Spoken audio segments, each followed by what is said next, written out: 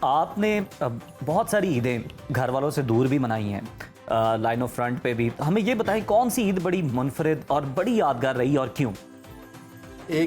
कुछ ईदें अपनी ज़िंदगी की हैं और एक पाकिस्तान की ज़िंदगी की अभी ईद है। अच्छा। उसका मैं ज़रूर मेंशन करना चाहूँगा। हम आम जो पाकिस्तानी इस वक्त माशाल्लाह 25 करोड़ हैं, वो समझते हैं कि ईद पे सब कुछ अच्छा है, लेकिन जाहिर है जो हमारे सेलर्स, सोल्जर्स, एयरमैन जो होते हैं वो ईद वाले दिन भी हमारी प्रोटेक्शन कर रहे होते हैं, तब हम ईद अच्छी मना रहे होते हैं। तो आप क्योंकि दोनों नौजवान हैं तो आपके रिफ्रेशर के लिए एक बताऊं कि हमारी पहली दफ़ा पाकिस्तान बने अभी 12 साल भी नहीं हुए थे। 10 अप्रैल 1959 हिंदुस्तान एक जासूस तैयारा भेजा था। अच्छा। पाकिस्तान के अंदर जी। गुजरांवाला के करीब एंटर हुआ, पिंडी की तरफ जाना शुरू हो गया और वो ईद का दिन था। अच्छा। ओके। और वो उड़ रहा था 55,000 फुट पे, जो हमारा फाइटर जहाज वहाँ तक कोई पहुँच नहीं सकता था। सही। हमारे पास जो F-86 जहाज था उसको स्क्रैम्बल किया गया, भिजवाया गया। वो 45,000 पे अब वो फॉलो कर रहा है, लेकिन वो पहुँच नहीं सकता उसकी हाइट पे। फिर उसने इधर से गुजरांवाला से पिंडी तक फॉलो किया। रवात के बाद जाके जब टर्न किया ना उस जहाज ने, इंडियन जहाज ने, तो हमारे जहाज ने नीचे से फायर करके उसको गिराया। तो पहली दफा हमने वो 2 पायलट पकड़े थे अभिनंदन से पहले। 1959 की मैं बात कर रहा हूँ, पाकिस्तान। यानी उनको ईदी दे के भेजा है पूरी। आजकल मैं डाटा सिर्फ ये नहीं ढूंढ पा रहा, मैं हालांकि काफी रिसर्च करता हूँ कि उस वक्त भी चाय पिलाई थी सर ये चाय तो आप पिलाई थी, वो बेचारा उस वक्त भले वक्तों का जमाना था, वो बेचारा चाहे बकरे के पाए मांग रहे हैं। बहुत इंपॉर्टेंट होते हैं। तो अदरवाइज जो ईद जिसका आप जिक्र कर रहे हैं तो हमारी मोस्टली ड्यूटी पे गुजरती थी। हम एयर डिफेंस अलर्ट हमारा होता है 24 घंटे, पाक फिजाइया मुख्तलिफ बेसिस पर ड्यूटी करती है। हमारी भी उस तरह होती थी। हमने वो फ्लाइंग किट पूरी पहन के हेलमेट रखा होता था। सेमिया शेमिया जो अफसर मैरिड होते थे उनके घरों से आती थी। अब जो हैरान करने बात है ना, जो आप शायद हैरान होंगे, हम ईद की नमाज इकट्ठे नहीं पढ़ सकते थे अलर्ट ड्यूटी की वजह से। हम 2 सेगमेंट में करके पढ़ते थे। यानी कि अगर हमें कोई इमरजेंसी हो जाए, जहाजों की तरफ भागना पड़े, तो फिर सारे तो ना नमाज पढ़ रहे, तो पहले एक ग्रुप पढ़ लेता था, फिर दूसरा ग्रुप। वाह, जबरदस्त। ये होता है ना जज्बा, और ये होती है असल कुर्बानी, अपनों से दूर रहकर भी ईदें मनाना। सारा साहब आपकी जानिब आऊंगी, जब आपने पहला गाना गाया या परफॉर्म किया, उसके बाद पहला मुआवजा क्या मिला आपको? मैं तो बहुत कोई 8 साल की एज में तो शुरू कर दिया था। मतलब मेरे घर वालों ने कहा इसकी आवाज़ ठीक है, इसको सिखाना शुरू करें। तो 11 साल की एज में पहला स्टेज प्रोग्राम किया था। दिलदार परवेज़ भट्टी साहब थे, अल्लाह ताला उनको जन्नत नसीब करे। असद अमान अली खान साहब, मोहम्मद अली ज़ेबा जी बैठे हुए थे सामने। तो मैं फ़्रॉक पहना हो तो उन्होंने कहा कि इस बच्ची, कोई अयूब नसीम साहब है, उन्होंने कहा, वो लेके गए थे, उन्होंने कहा कि इसकी आप अनाउंसमेंट करें, इसकी एंट्री करवाई, बच्ची अच्छा गाती है। तो उन्होंने कहा नहीं मैं नहीं कर सकता अभी, क्योंकि सब लेजेंड हैं यहाँ पे। वो कह रहे कि नहीं आप करें तो सही। फिर खैर वहाँ पे मैंने परफॉर्म किया, शुक्र अल्हम्दुलिल्लाह। खान साहब असद अमान अली ने 100 का नोट मुझे इनाम, मेरे लिए बहुत बड़ी बात थी। बाकी ये है बचपन में देखें हर चीज़ एकदम से नहीं हो जाती, बहुत सारे धक्के खाने पड़ते हैं, बहुत सारा मेहनत करनी पड़ती है।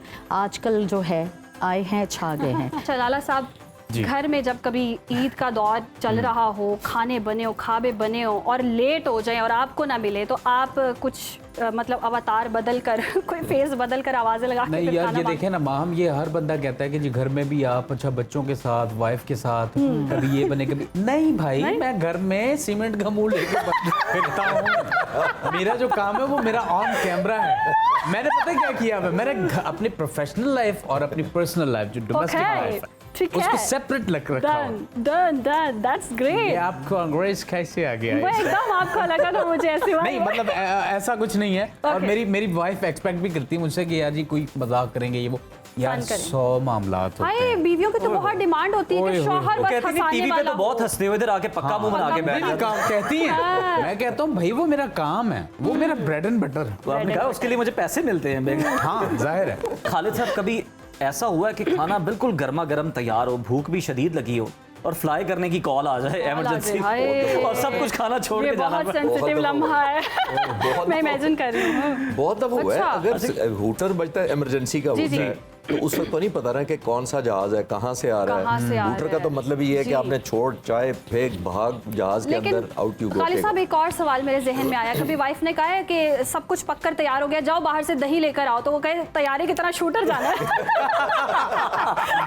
शूटर शूट आना।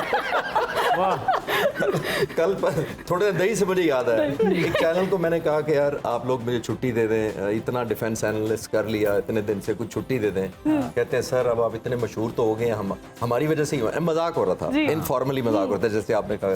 तो मैंने कहा कि मशहूर क्या मतलब क्या है? कहती है आप दही लेने जा सकते हैं आजकल।